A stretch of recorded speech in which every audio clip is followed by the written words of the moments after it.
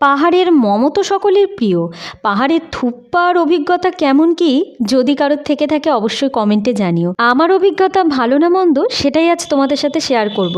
তার আগে বলি, একদম নিশ্চিন্তে নির্ভাবনায় অত্যন্ত আনন্দে ঘুরে আসা সুন্দর মুহূর্তগুলি তোমাদের সাথে এর আগে শেয়ার করেছি। তোমরা সকলেই জানো সম্প্রতি অরুণাচল প্রদেশ থেকে আমি ঘুরে এসেছি। আসাম ছেড়ে অরুণাচলে প্রবেশ করেছি একদম দুপুরবেলায়, মানে খাওয়ার টাইম হয়ে গেছে। তাই লাঞ্চে আমরা এখন মোমো এবং থুপ্পা অর্ডার করেছিলাম। এই যে মোমো চলে এসেছে, সাথে দিয়েছে এরকম একটা স্যুপ। আর এই যে চাটনিটা দেখতে পাচ্ছ, এটা বেশ ঝাল ছিল এবং কমন চাটনি। এই যে থুপ্পার সাথেও দিয়েছে, মোমোর সাথেও দিয়েছে। তো পাহাড়ের মোমো তো সবসময় খুবই টেস্টি হয় এবং এই মোমোগুলো দুর্দান্ত ছিল।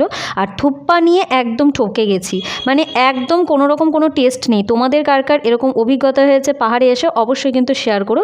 এবারে মুডটা ভালো করার জন্য এরকম একটা সুন্দর জায়গা দেখে দাঁড়িয়ে পড়েছি সবাই মিলে একসাথে একটু ছবি টবি তোলার জন্য। আজকের মতন মিনি ব্লগটি এখানেই শেষ করছি, সঙ্গে থেকো।